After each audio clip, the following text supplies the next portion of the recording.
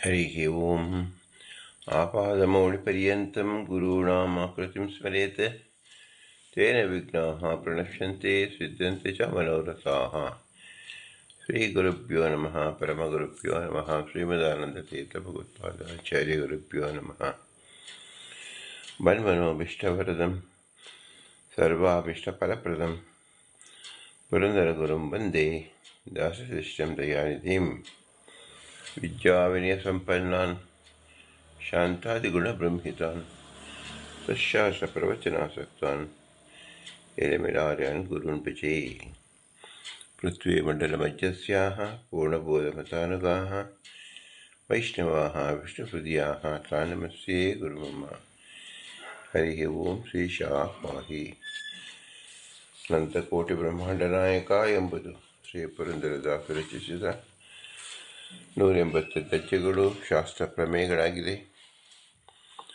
ಪ್ರಸ್ತುತ 82ರಿಂದ 92 ಗದ್ಯಗಳನ್ನು ನಾವು ಅವಲೋಕಿಸುತ್ತಿದ್ದೆವು.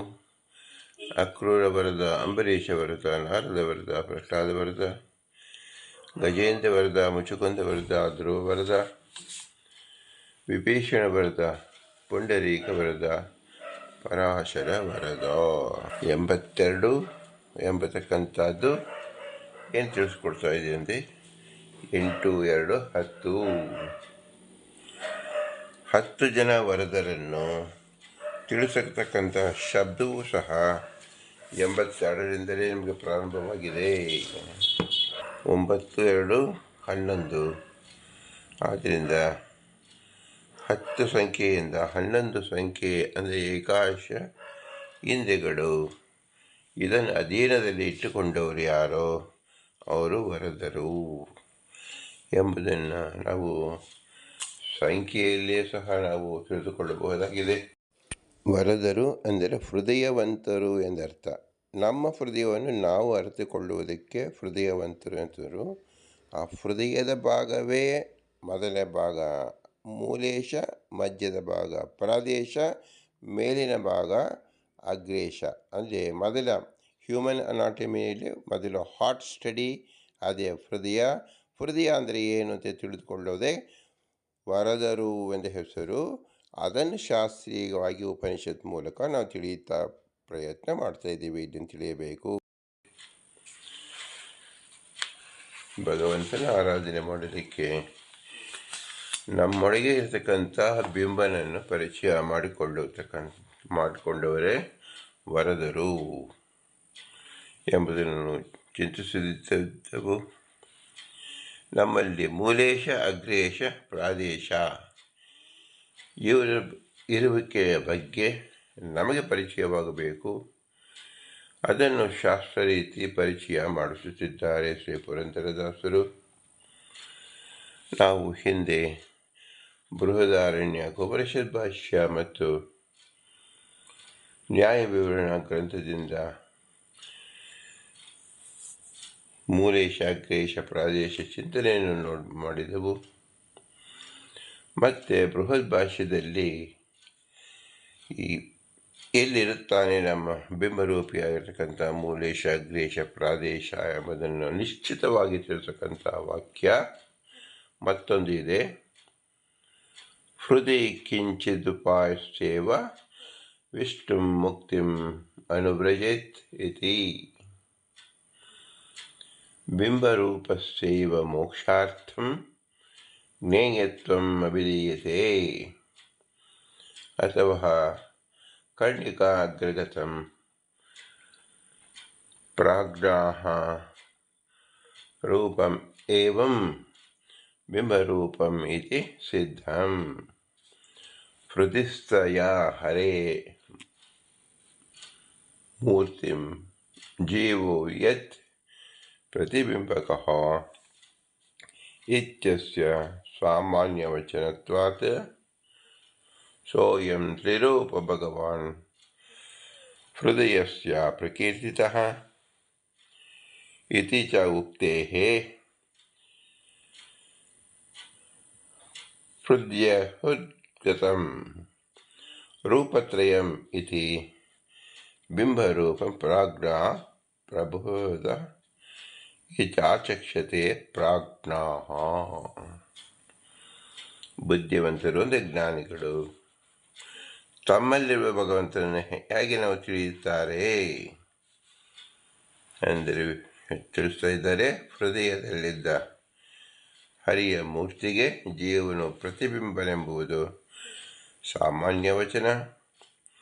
ಈ ತ್ರಿರೂಪವಾದ ಅಗ್ರೇಶ, ಮೂಲೇಶ ಮತ್ತು ಪ್ರಾಜ್ಞ, ಈ ಮೂರು ರೂಪವಾದ ಭಗವಂತನು ಹರಿಯು ಹೃದಯ ನಾಮಕನೇ ಎಂದು ಹೇಳಿದ್ದರಿಂದ ಹೃದಯಗಳ ಮೂರು ರೂಪಗಳು ಸಹ ಪ್ರಾಜ್ಞನ ಪ್ರಭೇದಗಳೇ ಎಂದು ಪ್ರಾಜ್ಞರು ಹೇಳುತ್ತಾರೆ.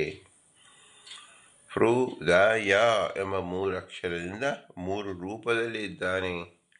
ಆ ಮೂರು ರೂಪವೇ ಅಗ್ರೇಶ, ಮೂಲೇಶ, ಪ್ರಾಜ್ಞ. ಭಗವಂತನನ್ನು ಮೂರು ರೂಪದಿಂದಲೂ ಕರೆಯಬಹುದು. ಭಗವಂತನು ಒಂದೇ ರೂಪದಿಂದಲೂ ಹೃದಯ ಎಂದು ಸಹ ಕರೆಯಬಹುದು. ನಾವು ಹೆಚ್ಚು ವಿಸ್ತಾರವಾಗಿ ತಿಳಿದಂತೆ ಭಗವಂತನನ್ನು ವಿಶೇಷವಾಗಿ ಧ್ಯಾನ ಮಾಡಲಿಕ್ಕೆ ಸಾಧ್ಯವಾಗುತ್ತದೆ. ಇದನ್ನು ನಾವು ಬೃಹದಾರಣ್ಯಕ ಉಪನಿಷತ್ತಿನಲ್ಲಿ ಭಗವಂತ ಸರ್ವವ್ಯಾಪಿಯಾಗಿದ್ದಾನೆ, ಕೇವಲ ಹೃದಯದಲ್ಲಿ ಮಾತ್ರ ನಾವು ಚಿಂತನೆ ಮಾಡುವುದು ಎಷ್ಟು ಉಚಿತವಾಗಿದೆ ಎಂಬ ಪ್ರಶ್ನೆಗೆ ಉತ್ತರವನ್ನು ತಿಳಿಸ್ತಾ ಇದ್ದಾರೆ. ಸರ್ವವ್ಯಾಪೀತು ಭಗವಾನ್ ಅನಂತಾಯತೆ ಕೀರ್ತಿತಃ ದಿಕ್ನಾಮ ಸುತ ವಿಜ್ಞೇಯೋ ದೀಕ್ಷಸ್ಥೋ ನಿತ್ಯದೇಶನಾತಿಥಿ ಚ. ಸರ್ವವ್ಯಾಪಿಯಾದ ಭಗವನ್ ಶ್ರೀಹರಿ ಅನಂತ ಎನಿಸಿದ್ದಾನೆ. ದಿಕ್ಕುಗಳಿರುವ ಅವನು ನಿತ್ಯವೂ ಭಕ್ತರುಗಳಿಗೆ ಅಭಿಷ್ಟವನ್ನು ಕೊಡುವುದರಿಂದ ದಿಶ್ ಎಂಬ ಹೆಸರುಳ್ಳವನು ಎಂದು ಹೇಳಿದೆ.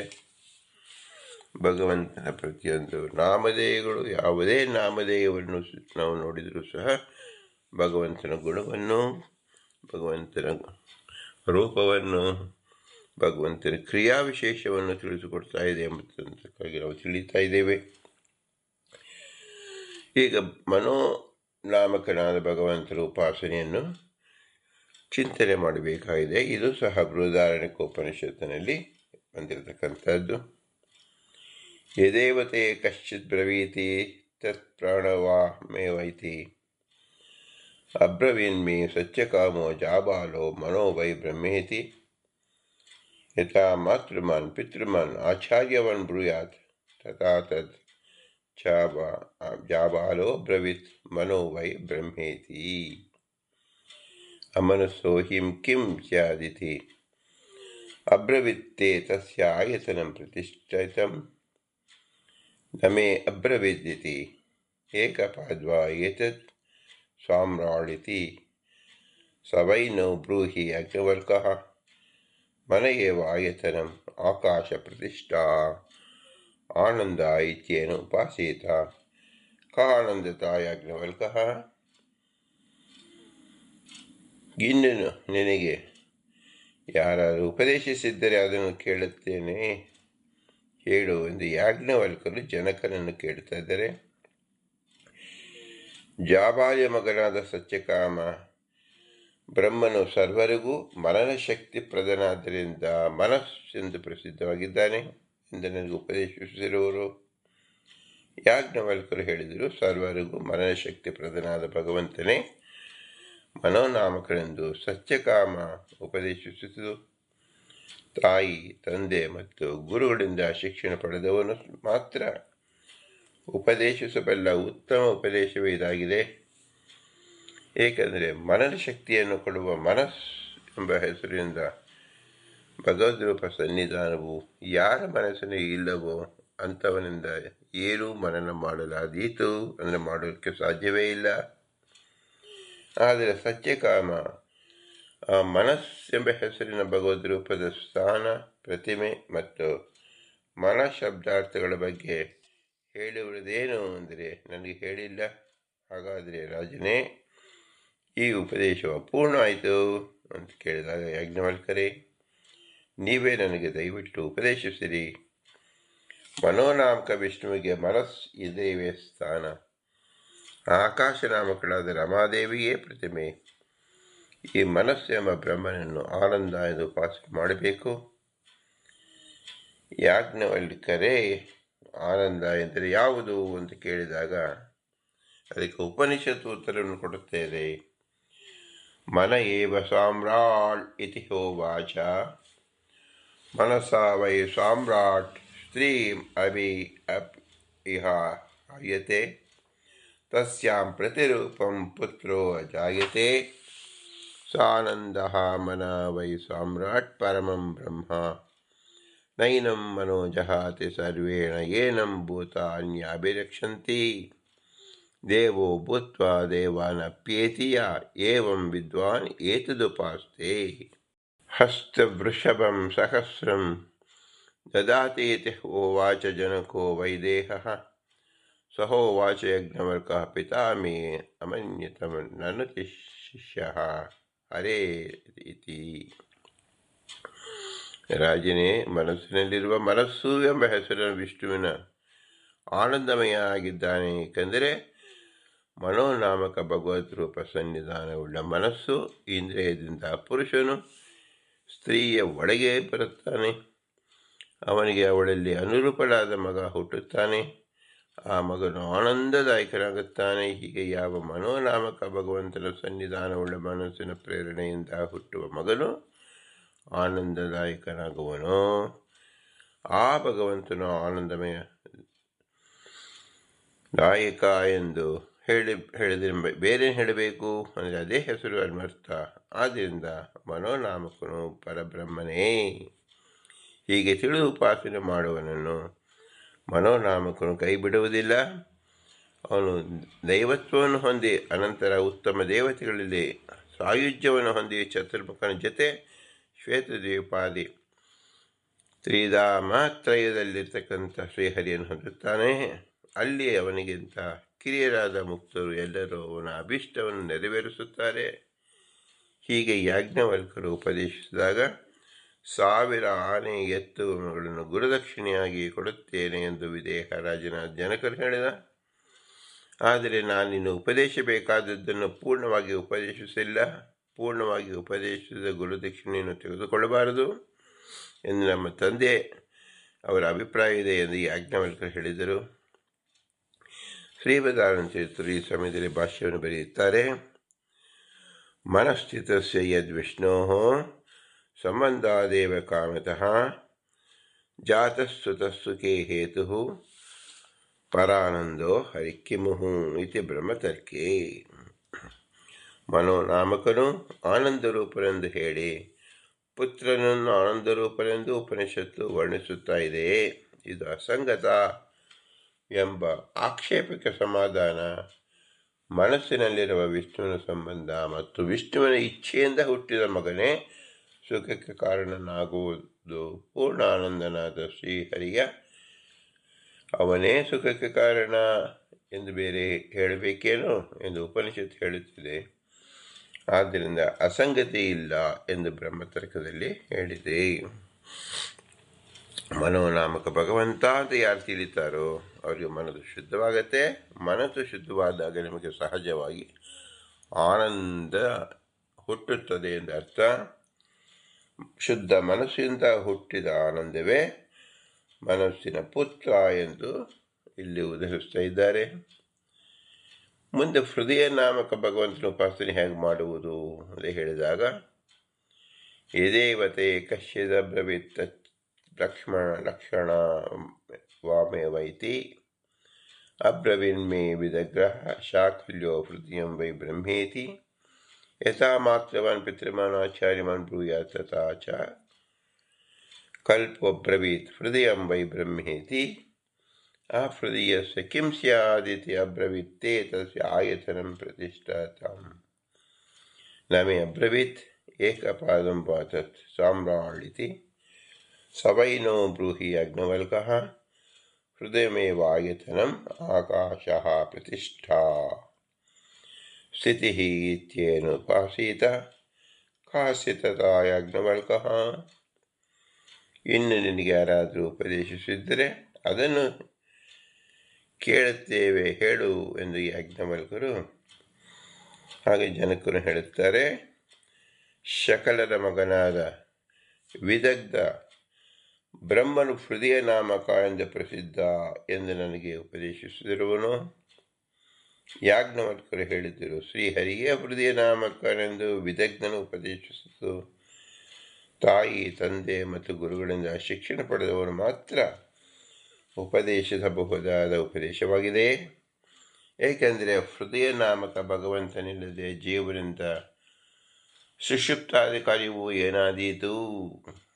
ಆದರೆ ವಿದಗ್ಧನು ಆ ಹೃದಯ ಎಂಬ ಭಗವದ್ರೂಪ ಸ್ಥಾನ, ಪ್ರತಿಮೆ ಮತ್ತು ಹೃದಯ ಶಬ್ದಾರ್ಥ ಯಾವುದೆಂದು ಹೇಳಿರುವುದೇನು ನನಗೆ ಹೇಳಿಲ್ಲ.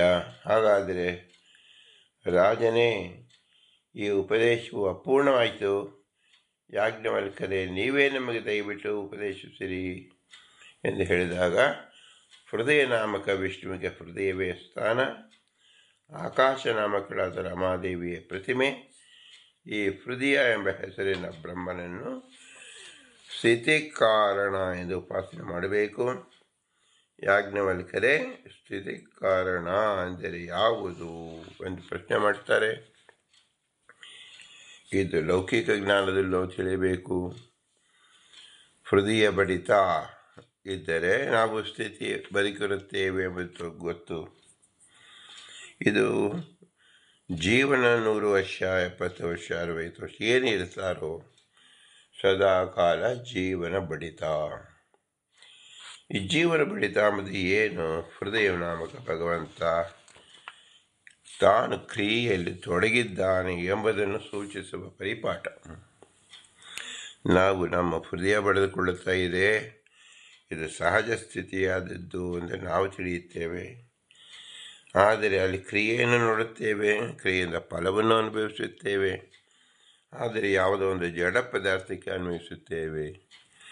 ಯಾವುದೇ ಕ್ರಿಯೆ ಮಾಡಲು ಜಡ ಪದಾರ್ಥದಿಂದ ಹೇಗೆ ಆಗುತ್ತದೆ? ಎಲ್ಲ ಜಡ ಪದಾರ್ಥ, ಎಲ್ಲ ಕ್ರಿಯೆ ಹಿಂದೆ ಭಗವಂತನಿದ್ದಾನೆ, ಚೇತನಿದ್ದಾನೆ.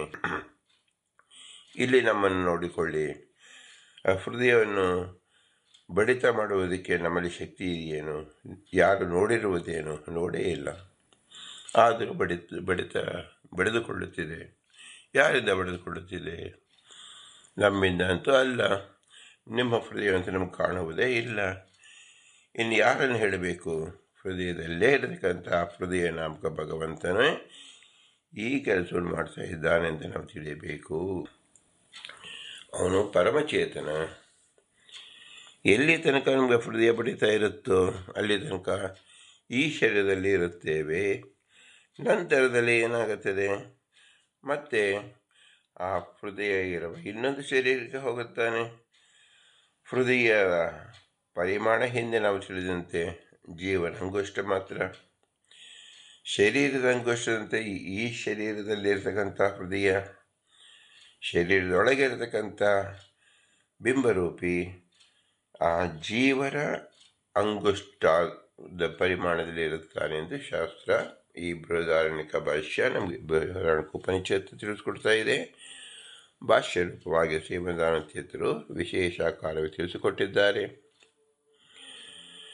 ಇದು ಷಡಾಚಾರ್ಯ ಬ್ರಾಹ್ಮಣ ಎಂಬತಕ್ಕಂಥದ್ದು ಅವರ ಉಪದೇಶವಾಗಿರತಕ್ಕಂಥದ್ದು.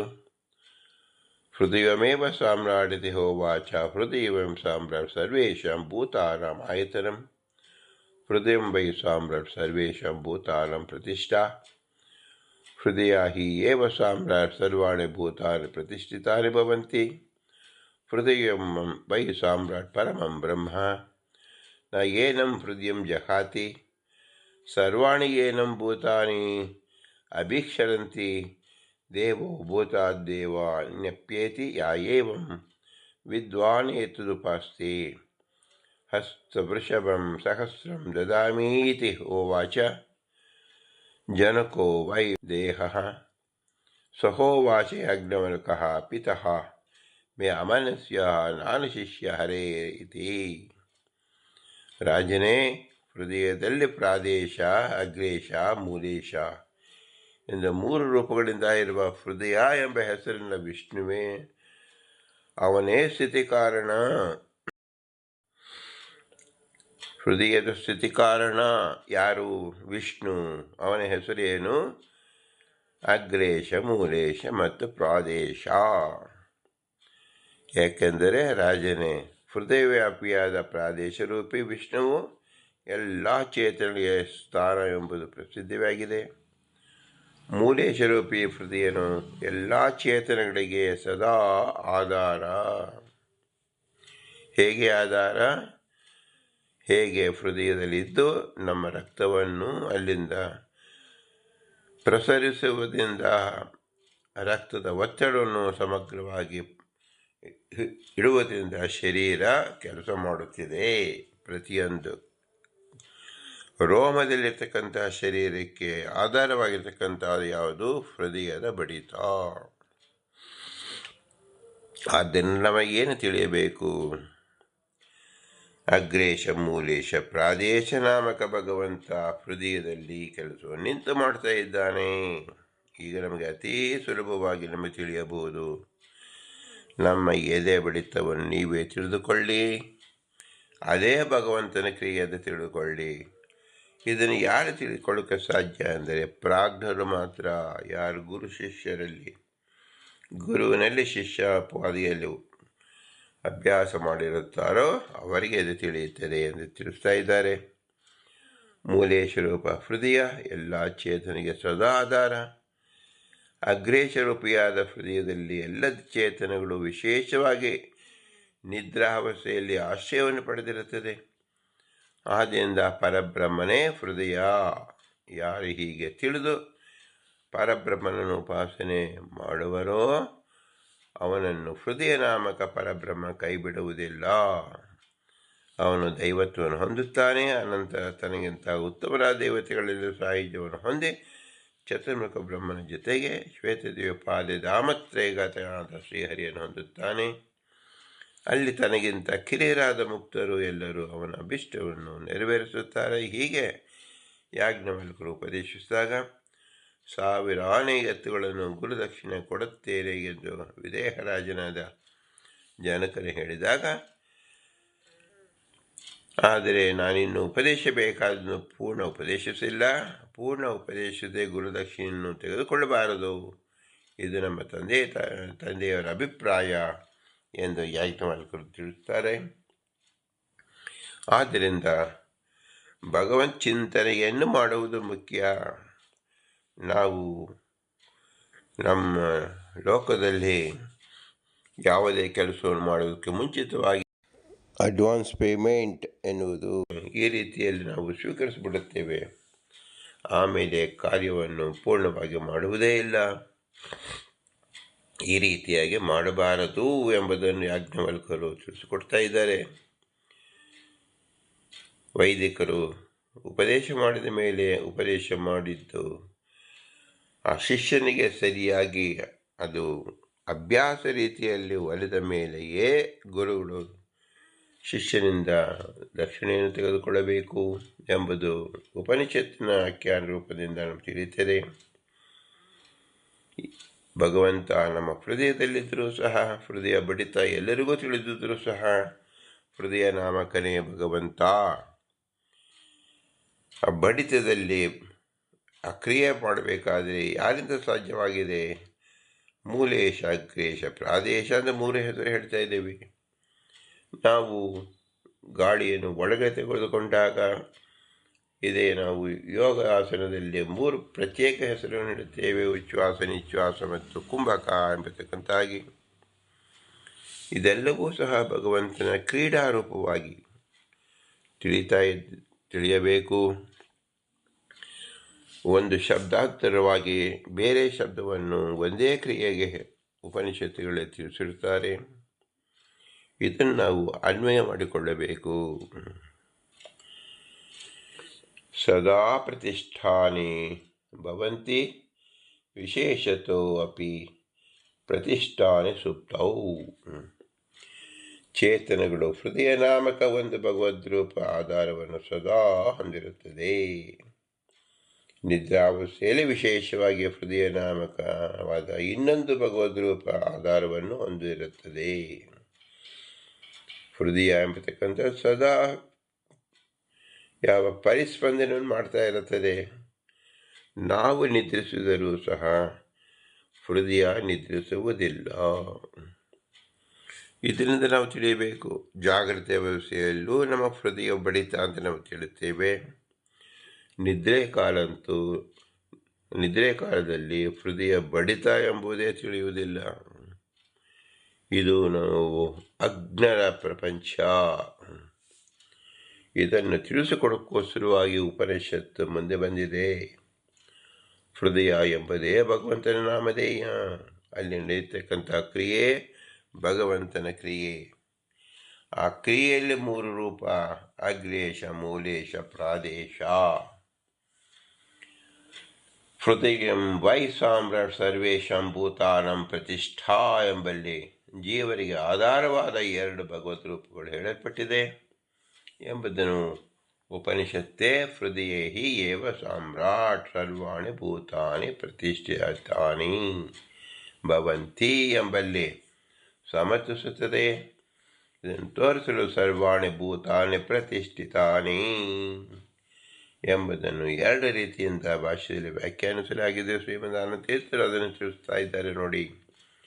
ಹೃದಯೇ ಸರ್ವಶೋ ವ್ಯಾಪಿ ಪ್ರಾದೇಶ ಪುರುಷೋತ್ತಮ ಜೀವಾನಾಂ ಸ್ಥಾನಮುದ್ದಿಷ್ಟ ಸರ್ವದೈವ ಸನಾತನಃ ಹೃತ್ಕರ್ಣಿಕಾ ಮೂಲಗತಃ ಸ್ವಾಂಗುಷ್ಠಾಗ್ರ ಪ್ರಮಾಣಕಃ ಮೂಲೇಶ ಇತಿ ನಾಮಾಸ್ಮಿನ್ ಸರ್ವೇ ಜೀವಾ ಪ್ರತಿಷ್ಠಿತಾಃ ಅಂಗುಷ್ಟಮಾತೆ ಪುರುಷೇ ಕರ್ಣಿಕಾಗ್ರೇ ಸ್ಥಿತೌ ಹರೌ ಪ್ರವಿಶಂತೆ ಸುಷುಪ್ತೌ ತು ಪ್ರಬುದ್ಧಂತೆ ತತಃ ಸೋಯಂ ತ್ರಿರೂಪ ಭಗವಾನ್ ಹೃದಯಾಖ್ಯಃ ಪ್ರಕೀರ್ತಿತಃ ಇತಿ ಚ ಸ್ಥಾನಮಾಯತನಂ ಪ್ರೋಕ್ತಂ ಪ್ರತಿಷ್ಠಾಧಾರಕಂ ಪುಮಾನ್ ಇತಿ ಚ ಎಂಬುದರಲ್ಲಿ ಷಡಾಚಾರ ಬ್ರಾಹ್ಮಣನಿಂದ ನಮಗೆ ತಿಳಿಸ್ತಾ ಇರೋದು ಅತ್ಯಂತ ವಿಶೇಷವಾದ ಗಮನ ಕಟ್ಟು ಕೇಳಬೇಕಾಗಿರ್ತಕ್ಕಂಥ ವಿಷಯ ಏನು? ಹೃದಯಂ ವೈ ಸಾಮ್ರಾಟ್ ಸರ್ವೇಷಾಂ ಭೂತಾನಾಂ ಆಯತನಂ ಎಂದರೆ ಜೀವನ ಹೃದಯದಲ್ಲಿ ಪೂರ್ಣವಾಗಿ ವ್ಯಾಪಿಸಿರುವ ಪ್ರಾದೇಶ ಪರಿಣಾಮವುಳ್ಳ ಪ್ರಾದೇಶ ನಾಮಕನಾದ ಪುರುಷೋತ್ತಮನು ಜೀವರಿಗೆ ಸದಾ ಸ್ಥಾನವೆನಿಸಿದ್ದಾನೆ. ನಮ್ಮ ಹೃದಯದಲ್ಲಿ ಯಾವ ಸಂಕುಚಿತ ಬಡಿತ ಅಂತ ನಾವು ಕೇಳ್ತಾ ಇದ್ದೀವಿ, ರಕ್ತದಿಂದ ಚಲನತೆ ಏನು ಕೇಳ್ತಾ ಇದ್ದೀವಿ, ಆ ಹೃದಯ ಪ್ರಾದೇಶದಲ್ಲಿರ್ತಕ್ಕಂಥ ಭಗವಂತನ ಹೆಸರು ಪ್ರಾದೇಶವೆಂದು. ಆ ಪ್ರಾದೇಶ ನಾಮಕ ಭಗವಂತನ ಕ್ರಿಯೆಯಿಂದಲೇ ನಾವು ಬದುಕಿದ್ದೇವೆ. ಅವನೇ ನಮಗೆ ಆಧಾರ. ಹೃದಯ ಕಮಲದ ಮಗ್ಗನ ಬುಡದಲ್ಲಿ ಹೆಬ್ಬೆಟ್ಟಿನ ತುದಿಯನ್ನು ಪರಿಮಾಣದಿಂದ ಭಗವದ್ರೂಪಕ್ಕೆ ಮೂಲೇಶ ಎಂದ ಹೆಸರು. ಇವನನ್ನು ಎಲ್ಲ ಜೀವರು ಯಾವಾಗಲೂ ಆಧರಿಸಿರುತ್ತಾರೆ. ನಮ್ಮ ಹೃದಯದ ಯಾವುದರ ಮೇಲೆ ನಿಂತಿದೆ ಅಂದರೆ ಮೂಲೇಶನ ಮೇಲೆ ನಿಂತಿದೆ. ಮೂಲೇಶನ ಗಾತ್ರ ಎಷ್ಟು ಅಂದರೆ ಆ ಹೃದಯದ ತಳಭಾಗದಲ್ಲಿ ನಮ್ಮ ಹೆಬ್ಬಟ್ಟಿನ ಗಾತ್ರ ಅಂದರೆ ಜೀವನ ಹೆಬ್ಬಟ್ಟಿನ ಗಾತ್ರದಲ್ಲಿ ಮೂಲೇಶನಿರುತ್ತಾನೆ. ಅವನು ಅಲ್ಲಿ ಒಂದು ಮಗ್ಗು ರೂಪದಲ್ಲಿ, ಆ ಮಗ್ಗು ಅರಳಿರುವುದಿಲ್ಲ, ಮುಚ್ಚಿರುತ್ತದೆ. ಆ ಮಗ್ಗಿನ ಒಳಗಡೆ ಮೂಲೇಶ ರೂಪ ಭಗವಂತನಿರುತ್ತಾನೆ. ನಾವು ಯಾವಾಗ ಅದನ್ನು ನೆನೆಸಿಕೊಳ್ಳುತ್ತೇವೆಯೋ ಆಗ ಮಗ್ಗು ಎದ್ದು ಅರಳುತ್ತದೆ. ಅಲ್ಲಿ ಮೂಲೇಶನ ದರ್ಶನವನ್ನು ನಾವು ಮಾಡುತ್ತೇವೆ. ಹೇಗೆಂದರೆ ನಾವು ಉಸಿರನ್ನು ಹಿಡಿದುಕೊಂಡು ಉಚ್ಛ್ವಾಸ ನಿಶ್ವಾಸ ಕುಂಭಕ ಮಾಡುವಾಗ ಒಂದು ರೀತಿಯಾದ ಶಕ್ತಿ ಉಂಟಾಗುತ್ತದೆ. ಶಕ್ತಿಯಿಂದ ನಾವು ಮಾತಾಡುತ್ತೇವೆ, ಶಕ್ತಿಯಿಂದ ನಾವು ನೋಡುತ್ತೇವೆ, ಶಕ್ತಿಯಿಂದ ಸ್ಪರ್ಶ ಕಾಣುತ್ತೇವೆ, ಶಕ್ತಿಯಿಂದಲೇ ಜ್ಞಾನ ಉತ್ಪನ್ನವಾಗುತ್ತದೆ. ಆ ಶಕ್ತಿ ಪ್ರದಾಯಕ್ಕೆ ಶಕ್ತಿ ರೂಪನೇ ನಮ್ಮ ಮೂಲೇಶ. ಪ್ರತಿದಿನವೂ ಪ್ರತಿ ಕ್ಷಣವೂ ನಾವು ಅನುಭವಿಸುತ್ತಿದ್ದರೂ ಸಹ ನಾವು ಮೂಲೇಶನನ್ನು ಪರಿಚಯ ಮಾಡಿಕೊಂಡಿಲ್ಲ.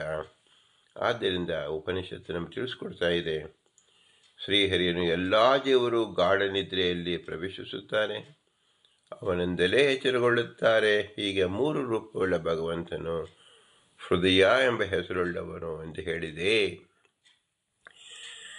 ಎಲ್ಲರೂ ನಿದ್ರಾವಸ್ಥೆಯಲ್ಲಿ ಏನು ಮಾಡುತ್ತಾರೆ? ಆ ಮೂಲೇಶನಾದವನಿಗೆ ಹೆಸರು ಪ್ರಾಜ್ಞ ಎಂದು ಹೆಸರು. ಆ ಪ್ರಾಜ್ಞನೊಡನೆ ವಾಸ ಮಾಡುತ್ತಾರೆ. ಜಾಗೃತಾವಸ್ಥೆಯಲ್ಲಿ, ನಿದ್ರಾವಸ್ಥೆಯಲ್ಲಿ ಮತ್ತು ಸುಷುಪ್ತಾವಸ್ಥೆಯಲ್ಲಿ ಇರತಕ್ಕಂಥದ್ದು 3 ರೂಪಗಳನ್ನು ನಾವು ಇದೇ 3 ರೂಪ ಮೂಲೇಶ, ಅಗ್ರೇಶ, ಪ್ರಾದೇಶನೇ ಇನ್ನೊಂದು 3 ರೂಪವಾಗಿ ಇದೆ. ಅದು ಹೃದಯದ ಸ್ಥಾನವೇ ಪ್ರಾದೇಶ, ಹೃದಯದ ಮೂಲವೇ ಮೂಲೇಶ, ಹೃದಯ ಅಗ್ರವೇ ಅಗ್ರೇಶ ಎಂದು ತಿಳಿಯಬೇಕು. ಸ್ಥಾನವು ಆಯತನ ಎನಿಸುತ್ತದೆ, ಧಾರಕ ಪುರುಷನು ಪ್ರತಿಷ್ಠಾ ಎನಿಸುತ್ತಾನೆ ಎಂದು ಹೇಳಿದೆ. ಯಾಜ್ಞವಲ್ಕರು ಜನಕ ಮಹಾರಾಜನ ಶಿಷ್ಯವೃತ್ತಿಯನ್ನು ವಹಿಸಿ ಆ ಜನಕ ಮಹಾರಾಜನಿಂದ ಕೇಳುತ್ತಾರೆ, ಹಾಗಾದರೆ ನನಗೆ ವಿಶೇಷವಾಗಿ ಹೃದಯ ನಾಮಕ ಭಗವಂತನಿಗೆ ತಿಳಿಸಿಕೊಡಿ ಅಂತ ಹೇಳಿದಾಗ ವಿಧಿಪೂರ್ವಕವಾಗಿ ಯಾಜ್ಞವಲ್ಕರು ಏನು ತಿಳಿಸ್ಕೊಡ್ತಾರೆ ಎಂಬುದು ಮುಂದಿನ ಭಾಗವಾಗಿರುತ್ತದೆ.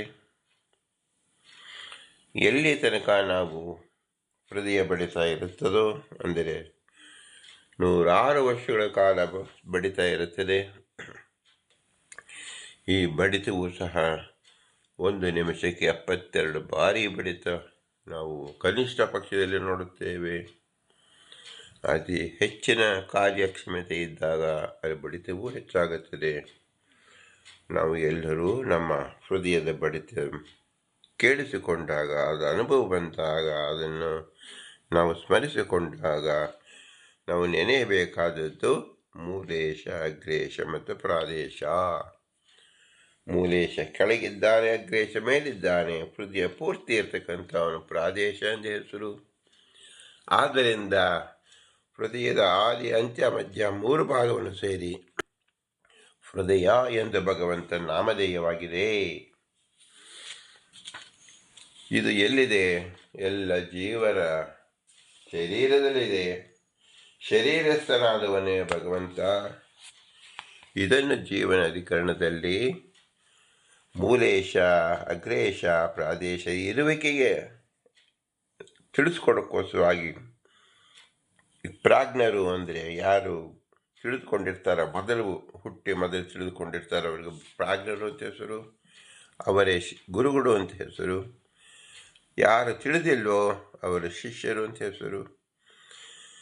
ಮೊದಲು ತಿಳಿದವರು ನಂತರ ತಿಳಿಯುವವರೆಗೆ ಬೋಧಿಸುವುದೇ ಗುರು ಶಿಷ್ಯರ ಸಂಬಂಧ ಎಂಬುದು. ಇದು ಅನಾದಿ ಕಾಲದಿಂದ ನಡೆದು ಬಂದಿರತಕ್ಕಂಥ ಗುರು ಶಿಷ್ಯರ ಪರಂಪರೆ. ಇದಕ್ಕೆ ಪ್ರಾಜ್ಞ ಅಂತ ಹೆಸರು. ಯಾರು ತಿಳಿದವನಿಗೆ ಪ್ರಾಜ್ಞ ಅಂತ ಹೆಸರು. ಯಾರು ತಿಳಿದಿಲ್ಲವೋ ಅವರಿಗೆ ಅಜ್ಞ ಅಂತ ಹೆಸರು. ಅಜ್ಞರಾದ ಶಿಷ್ಯ ಪ್ರಾಜ್ಞರಾದ ಗುರುವಿನಿಂದ ಉಪದೇಶವನ್ನು ಪಡೆಯಬೇಕು ಎಂಬುದು ಉಪನಿಷತ್ತಿನ ವಾಕ್ಯ. ನಾವು ನಮ್ಮ ಹೃದಯ ಬಡಿತವನ್ನು ಪ್ರತಿಯೊಬ್ಬರು ನಾವು ನೋಡುತ್ತೇವೆ. ನಾವೆಲ್ಲಿದ್ದೇವೆ ಎಂದು ಹೇಳಿದಾಗ ಎದೆಯನ್ನೇ ಮುಟ್ಟಿ ತೋರಿಸುತ್ತೇವೆ. ಇದೆಲ್ಲವೂ ಸಹ ಸಾಂಕೇತಿಕವಾಗಿ ನಮಗೆ ಯಾವ ಪ್ರಜ್ಞೆಯೂ ಇಲ್ಲದೆ, ಅಂದರೆ ಬುದ್ಧಿಪೂರ್ವಕ ಇಲ್ಲದೆ ನಮ್ಮನ್ನು ನಾವು ತೋರಿಸುವ ಭಾಗ ಎದೆ ಎಂದಾಗಿದೆ.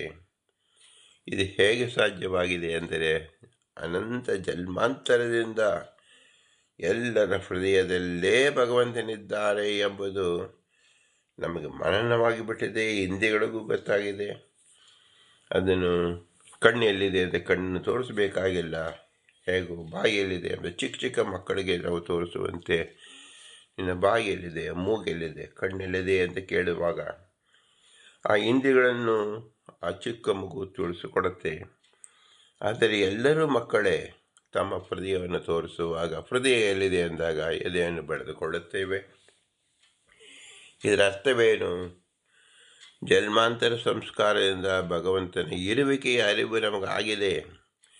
ಆದರೆ ಅಷ್ಟರಲ್ಲೇ ನಾವು ನಿಂತಿದ್ದೇವೆ ಹೊರತು ನಮ್ಮ ಎದೆ ಎಂಬತಕ್ಕಂಥದ್ದು ಹೃದಯ ನಾಮಕ ಭಗವಂತ ಹೃದಯದಲ್ಲಿರತಕ್ಕಂಥ ಮೂರು ರೂಪಗಳು ಅಗ್ರೇಶ, ಮೂಲೇಶ ಮತ್ತು ಪ್ರಾದೇಶ. ಮೂಲೇಶ, ಪ್ರಾದೇಶ, ಅಗ್ರೇಶ ಈ ರೀತಿಯಲ್ಲಿ ನಾವು ಯಾವ ರೀತಿಯನ್ನು ನೋಡುತ್ತೇವೆಯೋ ಆ ರೀತಿಯ ವಿಶಿಷ್ಟ ಅನುಸಂಧಾನ ಮಾಡಿಕೊಳ್ಳಬೇಕು. ಯಾರು ಭಗವಂತನ ಅನುಸಂಧಾನವನ್ನು ಹೀಗೆ ಮಾಡಿಕೊಳ್ಳೋದಿಲ್ವೋ ಅವರಿಗೆ ಮೋಕ್ಷವಾಗುವುದಿಲ್ಲ, ಬಂಧನದಿಂದ ನಿವೃತ್ತಿ ಆಗುವುದಿಲ್ಲ. ಇದೇ ಮುಖ್ಯ ತಾತ್ಪರ್ಯ. ಇದು ಜೀವ ಪ್ರಕರಣದಲ್ಲಿ ತಿಳಿಯಬೇಕಾರದು. ನಿಮ್ಮ ಎದೆಯನ್ನು ಮುಟ್ಟುಕೊಂಡು ನೋಡ್ತಿರಲ್ಲ, ಅದನ್ನು ಒಳಗಡೆ ಒಳಹೊಕ್ಕು ಚಿಂತನೆ ಮಾಡಿ. ಒಳಗಡೆ ಬಡಿಯುತ್ತಿರುವ ಹೃದಯ ನೀವು ಮಾಡುತ್ತಿಲ್ಲ, ಭಗವಂತನೇ ಮಾಡುತ್ತಿದ್ದಾನೆ. ಮಾಡುತ್ತಿರುವಾಗ ಎಲ್ಲಿ ನಿಂತಿದ್ದಾನೆ? ಮೂಲೇಶನಾಗಿ ನಿಂತಿದ್ದಾನೆ, ಅಗ್ರೇಶನಾಗಿ ಪರಿಧಿಯಲ್ಲಿದ್ದಾನೆ, ಮಧ್ಯದಲ್ಲಿ ಹೃದಯ ನಾಮಕನಾಗಿ ಪ್ರಾದೇಶನಲ್ಲಿದ್ದಾನೆ. ಇಷ್ಟ ವಿಷಯವನ್ನು ನಾವು ತಿಳ್ಕೊಂಡಾಗ ಮೂರು ರೂಪಗಳ ಒಳಗೊಂಡಂಥ ಹೃದಯದ ಚೀಲ ಏನಿದೆ ಅದೇ ಭಗವಂತನ ನಾಮಧೇಯ. ಅತೀ ಸ್ಫುಟವಾಗಿ ತಿಳಿದುಕೊಡುವ ಜೀವ ಪ್ರಕರಣದಲ್ಲಿ ನಿಮ್ಮ ಹೃದಯದ ಪರಿಚಯವನ್ನು ಉಪನಿಷತ್ತು ಮಾಡುತ್ತಿದೆ. ನಿಮ್ಮ ಕೈ, ಕಾಲು, ಕಣ್ಣು, ಕಿವಿ, ಮೂಗು, ತಲೆ ಇವೆಲ್ಲವೂ ನಿಮಗೆ ಹೊರಗಡೆ ಕಾಣಿಸುತ್ತದೆ. ಕಾಣದೇ ಇರುವ ಅತಿ ಪ್ರಮುಖವಾದ ಭಾಗ ಯಾವುದು? ಹೃದಯ.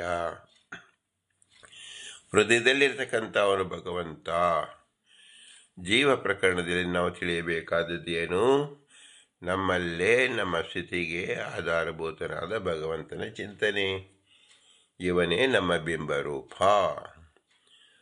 ಆ ಬಿಂಬನಿಂದ ಪ್ರತಿಬಿಂಬನಾದ ನಾವು ಆ ಹೃದಯದಲ್ಲಿ ಇದ್ದೇವೆ. ಈ ಶರೀರದಿಂದ ವ್ಯಾಪ್ತರಾಗಿದ್ದೇವೆ. ಇದು ಭಗವಂತನ ಅನುಗ್ರಹ ರೂಪ ಎಂಬುದನ್ನು ತಿಳಿತಕ್ಕಂಥದ್ದೇ ಅತ್ಯಮೂಲ್ಯವಾಗಿದೆ.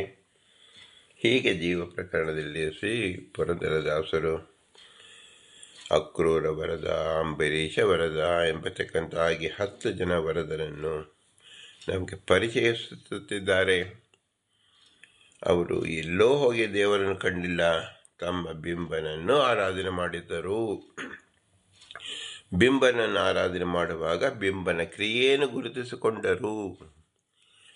ಹೇಗೆ ಗುರುತಿಸಿಕೊಂಡರು? ಮೊಟ್ಟ ಮೊದಲಿಗೆ ಉಸಿರಾಟದಿಂದಲೇ ಗುರುತಿಸಿಕೊಂಡರು. ಉಸಿರಾಟಕ್ಕೆ ಬೇಕಾದ ಹೃದಯದಲ್ಲಿ ಅಗ್ರದಲ್ಲಿ, ಮೂಲದಲ್ಲಿ ಮತ್ತು ಪ್ರಾದೇಶದಲ್ಲಿರತಕ್ಕಂಥ ರೂಪ ಮೂಲೇಶ, ಪ್ರಾದೇಶ, ಅಗ್ರೇಶ. ಇದು ಉಪನಿಷತ್ತು ಹೇಳಿಕೊಡ್ತಾ ಇದೆ. ಇಂಥ ಮಹತ್ವ ವಿಷಯವನ್ನು ಹೇಳಿದ ಪುರಂದರದಾಸರಿಗೆ ನಮಸ್ಕರಿಸಿ ಅವರ ಅಂತರ್ಯಾಮಿಯಾದ ಪುರಂದರ ವಿಠಲನಿಗೆ ಭೂಯಿಷ್ಠಾಂತೆ ನಮ್ಮ ಉಕ್ತಿಮಿದೇಮ ಎಂದು ಹೇಳಿ ತಿಳಿಸಬೇಕು. ಇಂತಹ ಅಮೂಲ್ಯವಾದ ವಿಷಯ ಮನುಷ್ಯರಲ್ಲಿ ಮಾತ್ರ ತಿಳಿಯಲು ಸಾಧ್ಯ. ಆದ್ದರಿಂದ ಈ ಮನುಷ್ಯ ಜನ್ಮಕ್ಕೆ ಕಾರಣರಾದ ನಮ್ಮ ತಂದೆ ತಾಯಿಗಳಿಗೆ ಅವರ ಉಪಕಾರವನ್ನು ಸ್ಮರಿಸಬೇಕು. ನಮ್ಮ ತಂದೆ ತಾಯಿಗಳ ಇರುವಿಕೆಗೆ ನೆರವಾದ ಗುರು ಹಿರಿಯರ ಉಪಕಾರ ಸ್ಮರಣೆ ಮಾಡಬೇಕು. ನಮ್ಮನ್ನು, ನಮ್ಮ ತಂದೆ ತಾಯಿಯನ್ನು ಗುರು ಹಿರಿಯರಲ್ಲಿ ತತ್ವಾಭಿಮಾನಿ ದೇವತೆಗಳು ನಿಂತು ಈ ಕೃತಿಯನ್ನು, ಹೃದಯವನ್ನು ಪರಿಚಯ ಮಾಡಿಸ್ತಾ ಇದ್ದಾರೆ. ಜೀವ ಪ್ರಕರಣದ ಮೊಟ್ಟ ಮೊದಲಿಗೆ ಪರಿಚಯ ಮಾಡಬೇಕಾಗಿರೋದು ನಿಮ್ಮ ಹೃದಯ. ಆ ಹೃದಯ ಶಾಸ್ತ್ರ, ಹೃದಯದ ಅಂದರೆ ಭಗವಂತ, ಹೃದಯ ನಾಮಕ ಭಗವಂತ, ಮನಸ್ಸು ನಾಮಕ ಭಗವಂತ, ದೃಷ್ಟಿ ನಾಮಕ ಭಗವಂತ. ನಾವು ಎಲ್ಲವೂ ಕೇವಲ ಮನಸ್ಸು, ಕಣ್ಣು, ದೃಷ್ಟಿ, ಹೃದಯ ಅಂತ ಹೇಳ್ತಾ ಇದ್ದೀವಿ. ಈ ಶಬ್ದದಿಂದಲೇ ವಾಚ್ಯನಾದವನು, ಅದೇ ಶಬ್ದ ವಾಚ್ಯನಾದವನು ಭಗವಂತ. ಅವನೇ ನಮ್ಮ ಬಿಂಬರೂಪ.